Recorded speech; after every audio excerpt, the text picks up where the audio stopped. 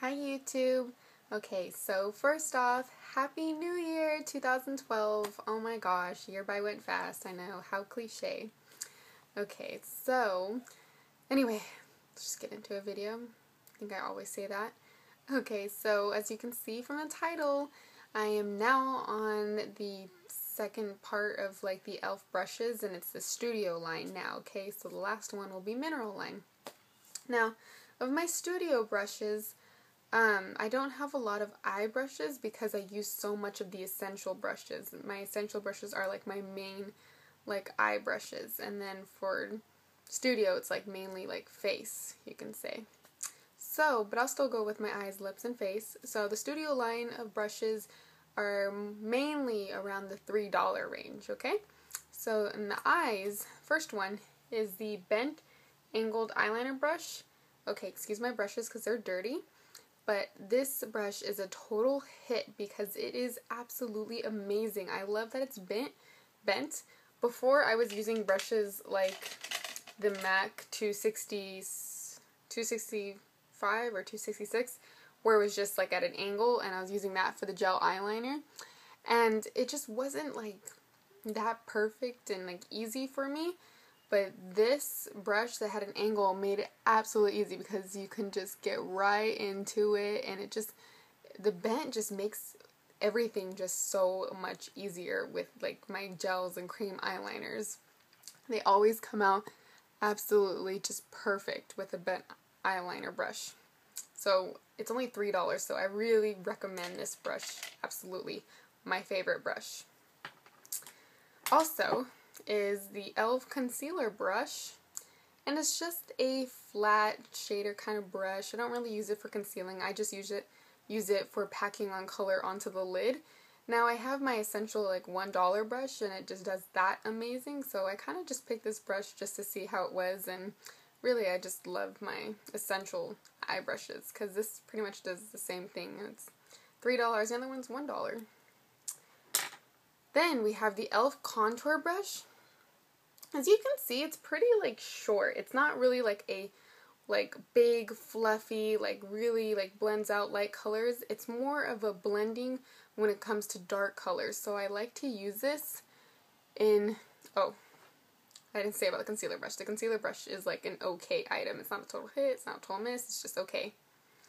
Alright, now the contour brush. Okay, I like to use for my inner V, just like kind of darkening this area because it's just so short, and it just like, it's like a blending packing color. So that's what I use it for, and it works pretty well. So I give it as an okay product though, because my e.l.f. Essential $1 brush, the blending brush, like pretty much does the same thing, and that one's only $1. See? Okay, now we're going on to lips. You have to excuse this brush because it is massively dirty. Okay, so this is the retractable lip brush. I was so confused before how to use it, and then I read the directions. Yeah. So what you do is you take off this lid part, or the cap, and you push it onto the bottom, and then the brush comes out. As you can see, it's like pink because I used pink lipstick the other day, and I haven't cleaned my brushes since. Yeah, dirty. But it's a pretty good brush. I mean, it's such, like, I like that it's such an easy travel brush. Just throw it into your purse and throw, like, you know, your lipstick if you want to use it for that. Or I like to use it a lot, too, for the lip colors that are in, like, pots, like this NYX one. So that you don't get your finger all dirty, you could just use this to apply the color on.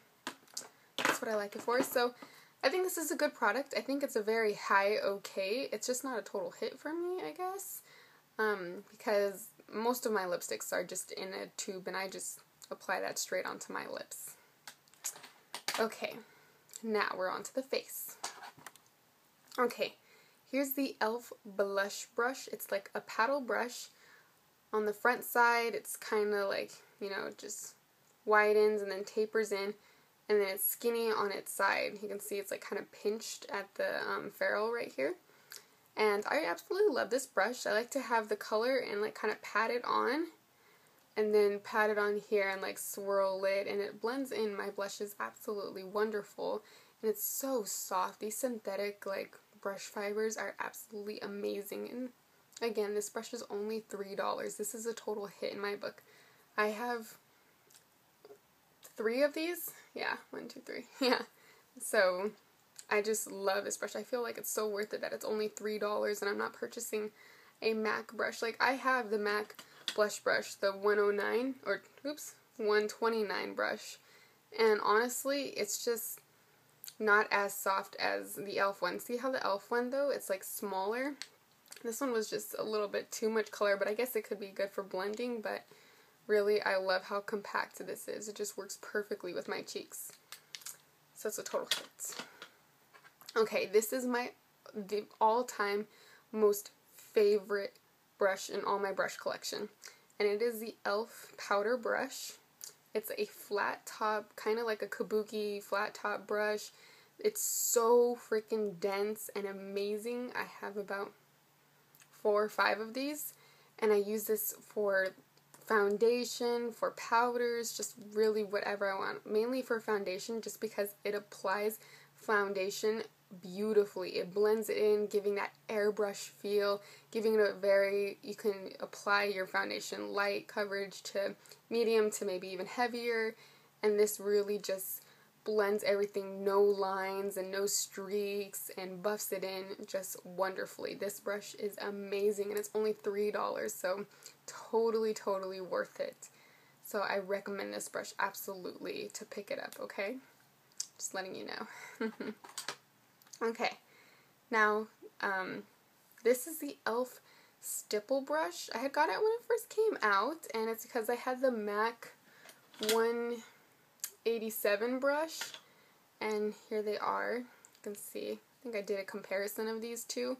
And the MAC 187 is a lot softer, a lot denser.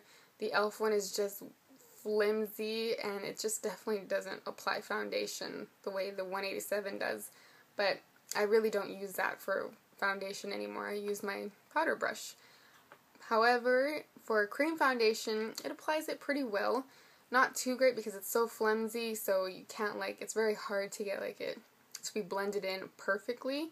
So this brush is also just an okay product. I don't think it's totally worth it, but I think because stipple brushes are they're really expensive, so the e.l.f. one at least is like one of the cheaper items that like is not too bad. So it's just okay though. Alright. Then it's the e.l.f. complexion brush. And I had used this for my powders too.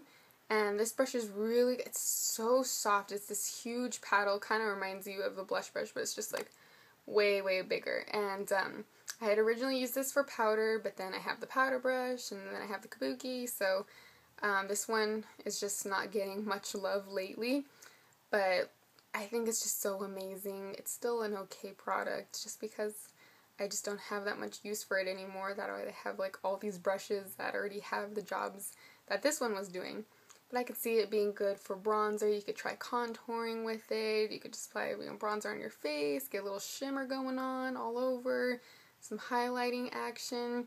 Maybe even try using this for blush, a very light blended application.